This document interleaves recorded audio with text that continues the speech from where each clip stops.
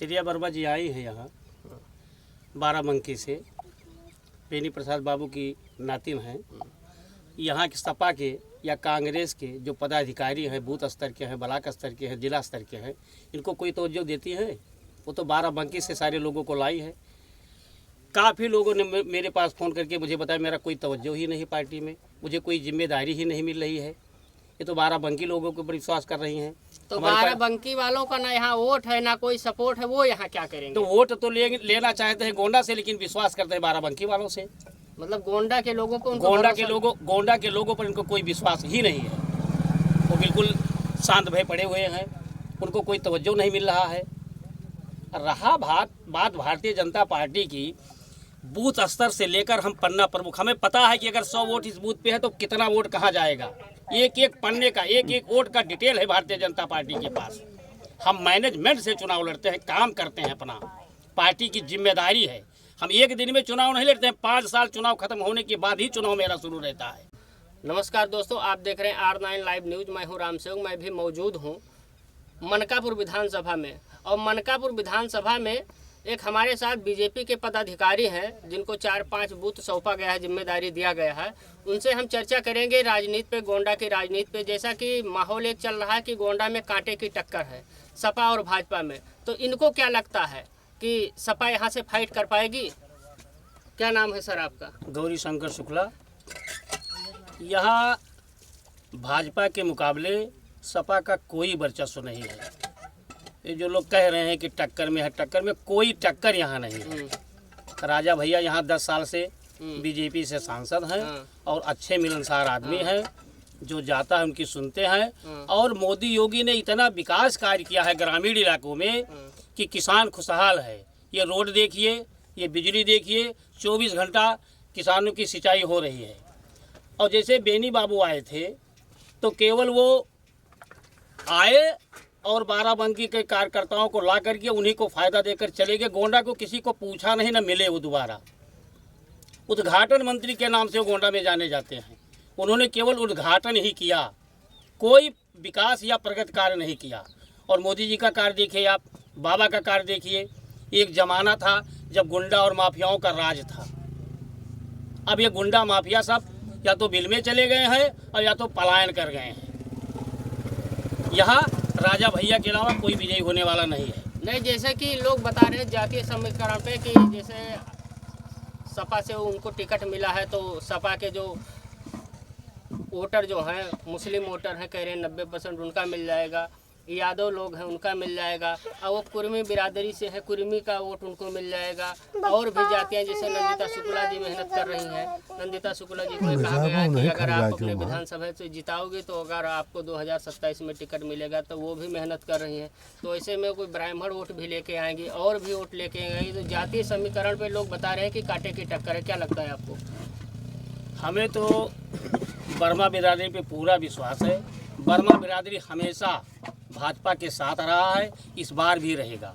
ये अफवाह फैलाई जा रही है कि वर्मा बिरादरी सपा के साथ है, जात के समीकरण में जा रहा है। जात में उलझने वाले लोग नहीं हैं। हम सब एक अच्छे सुसज्जित विचारधारा, श्यामा प्रसाद मुखर्जी, दीनदयाल उपाध्याय के विचारधारा से चल रहे हैं। हमें अंतिम पायदान पे खड़ा हुई व्यक्ति दिखाई दे रहा है।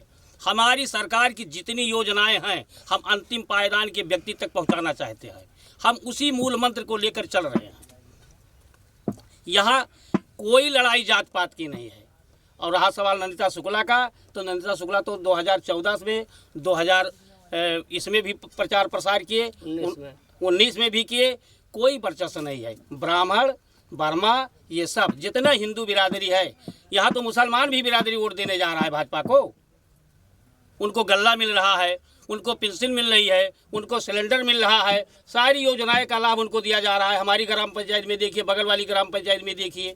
हम आपको बता रहे हैं कि मनकापुर विधानसभा की मैं 20 पोलिंग देख रहा हूँ इस समय, जहाँ मैं आता जाता हूँ।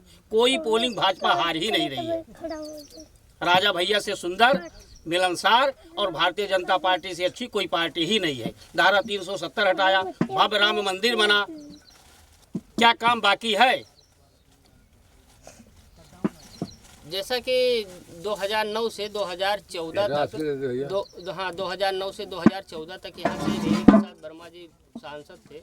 अब इस्पात मंत्री भी थे, उन्होंने कुछ काम नहीं किया गोंडा में? हमें तो लगता है कोई काम नहीं किया, केवल उद्घाटन मंत्री के नाम से रहे। वो बाहरी बाराबंकी के लोगों को लेकर आए, उन्हीं को फायदा दिए, उन्हीं को साथ लेकर गोंडा की जनता पर उन्होंने विश्वास ही नहीं किया। कोई वर्मा बिरादरी बता दे कि हमको ये फायदा मिला, हमको ये सड़क मिली, हमको ये योजना का लाभ मिला। उनके जो चाटकार लोग थे वो कुछ ये सोलर लाइट वाइट बांट रहे थे, जिसको वो बेच रहे थे, और बेनी बाबू चला गया। गोंडा का कोई विकास नहीं हुआ। आप किसी भी क्षेत्र में घूम कर देख लीजिए, कोई एक पैसे का काम नहीं हुआ दिखाई दिया। न कोई रोड देखा, न कोई प्लांट देखा, न किसान के हित में, न जनता के हित में। अपने लोगों के लिए जो फायदा दिए होंगे, लेकिन किसी को और फायदा। अरे 73 सीट हम 2014 में जीत चुके हैं। 2014 में 73 सीट, 80 में 73 जीत चुके हैं, और 61 फिर था हमारा 19 में। इस बार हमें 80 का लक्ष्य है हमारा। 1-2 सीट 3 सीट की हम नहीं बात कर रहे हैं, नहीं, हमें 80 की 80 सीट जीतना। इंडिया अलायंस अगर यहाँ पे बहुमत में आती है तो वैसे प्रधानमंत्री के उम्मीदवार के लिए बेहतर कौन होगा? जब इनको आना ही नहीं तो किसको बेहतर बता दें? वैसे आपके नज़र में? नहीं, हमारी नज़र में तो कोई है ही नहीं।